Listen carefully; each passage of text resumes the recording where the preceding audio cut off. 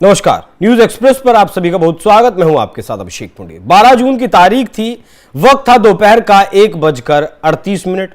अहमदाबाद, गुजरात के अहमदाबाद से एक प्लेन उड़ता है जिसका नाम था AI 717 फ्लाइट था और यह विमान था, बोइंग का विमान था 7878 ड्रीम लाइनर। ये उड़ने के 1 मिनट के भीतर भीतर क्रैश हो जाता है, जिसमें इस प्लेन में 242 यात्री बैठे थे, जिसमें से 241 यात्रियों की मौत हो जाती है मौके पर ही। और इतनी बुरी तरीके से इनकी लाशें मिलती हैं कि परिवार वालों के DNA लेकर इनकी लाशों से मिलाया जा रहा है और फिर बॉडीज घर वालों को दी जा रही हैं। अब तक 31 बॉडीज सौंपी गई हैं। कुल मिलाकर बात करें तो 275 मौतें इस हादसे में हुई है। शायद एविएशन इंडस्ट्री का या फिर कहें कि हवाई जो हादसे होते हैं विमानों के, उसमें दुनिया में मतलब सबसे बड़ा हादसा ये कहा जा सकता है जिस तरीके से ये हादसा हुआ।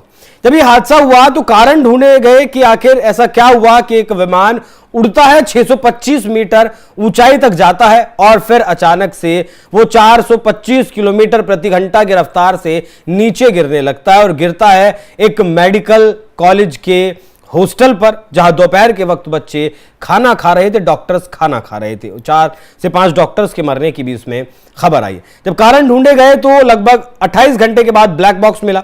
अब ब्लैक बॉक्स मिला है तो उसको डिकोड करने में वक्त लगता है, लेकिन तब तक ही भारत में एक नैरेटिव चला, एक कारण बताया गया लोगों की तरफ से। सोशल मीडिया पर यह बात चली कि तुर्की की कंपनी है सेलेबी एविएशन, जो भारतीय एयरपोर्ट्स पर कार्गो शिप्स का काम देखती है, मतलब विमानों में देखरेख करना, उनका मेंटेनेंस का काम देखती है और कार्गो का जो डिपार्टमेंट होता है सामान वामान रखना, मतलब ग्राउंड स्टाफ का वो पूरी तरीके से वहां काम देखते हैं। अब काम देखते हैं तो आरोप लगा कि क्या इसमें कोई तुर्की की साजिश है। जिस तरीके से ऑपरेशन सिंदूर के दौरान PDTC ने कहा जाता है, pre departure technical clearance team, ये सब लोग वहां होते हैं, तुर्की का ये कंपनी है।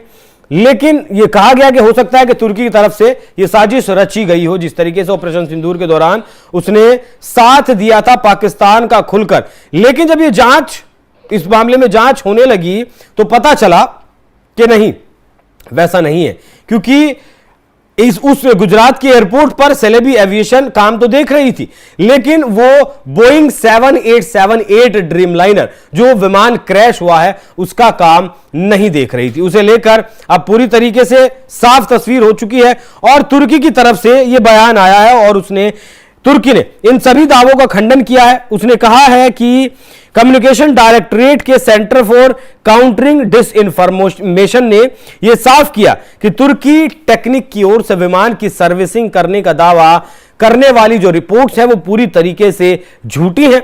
यह दावा कि हादसे का शिकार हुए एयर इंडिया के यात्री विमान बोइंग 7878 का रखरखाव तुर्की टेक्निक की तरफ से किया गया था, यह दावा झूठा है। हादसे का शिकार हुए विमान का मेंटेनेंस तुर्की टेक्निक की ओर से किए जाने का झूठा दावा तुर्की भारत संबंधों के बारे में जनता की राय को प्रभावित करने के मकसद से फैलाई गई एक गलत जानकारी का हिस्सा है। अब यह तो साफ कर दिया गया बोइंग सेलेबी की तरफ से। हालांकि सेलेबी के बारे में अगर आपको बताऊं तो जब ऑपरेशन सिंदूर के बाद, ऑपरेशन सिंदूर के दौरान तुर्की ने साथ दिया था पाकिस्तान का, तब लोगों ने तुर्की के सामानों का बॉयकॉट किया था। भारत सरकार की तरफ से भी तुर्की की जो ये सेलेबी एविएशन है कंपनी है, हालांकि 1950 से इस दिशा में काम कर रही है। 24-25 का जो कॉन्ट्रैक्ट था इसका वो रद्द कर दिया गया था और कहा था कि अब आपको काम करने की ज्यादा जरूरत नहीं है। उसके बाद ये लोग जाते हैं गुजरात हाईकोर्ट में, सुनवाई होती है, 5 जून को फैसला आता है और उस फैसले में गुजरात हाईकोर्ट की तरफ से कहा जाता है कि अब आप यहां काम नहीं कर सकते हैं। जो सरकार का फैसला है उसके साथ ही हाईकोर्ट का फैसला हुआ। फिर 6 जून को ये जो तुर्की एविएशन की फ्लाइट्स थी उनमें एक टीम औचक निरीक्षण करती है जिसमें कुछ एक्सप्लोसिव मिलते हैं और टीम हिदायत देकर छोड़ देती है कि आइंदा से इस तरीके का कोई भी एक्सप्लोसिव बिना भारत के अधिकारियों को जानकारी दिए बिना नहीं जा सकता। फिर 10 जून को पन्नू धमकी देता है कि एयर इंडिया के प्लेन में नहीं बैठना है हिंदुस्तानियों को। इसी बीच 8 से 10 तारीख के बीच में जमात इस्लामी सामने आती है जो एयर इंडिया का विरोध करती है, टाटा का विरोध करने के लिए कहती है और कहती है कि टाटा की कंपनी इजराइल के साथ मिलकर फिलिस्तीन के लोगों के को मारने का प्लान बना रहे हैं, क्योंकि दोनों देश मिलकर कुछ हथियारों का प्रोडक्शन करते हैं, काम करते हैं। तो क्या ये सारी चीजें मतलब सिर्फ गढ़ी गई कहानी है, नैरेटिव है, या ये कहीं चीजें आपस में लिंक करती हैं और 12 जून के दिन ये हादसा हो जाता है? तो चीजें कहीं लिंक करती हैं या नहीं करती हैं, ये काम भारत सरकार का है जांच करने का।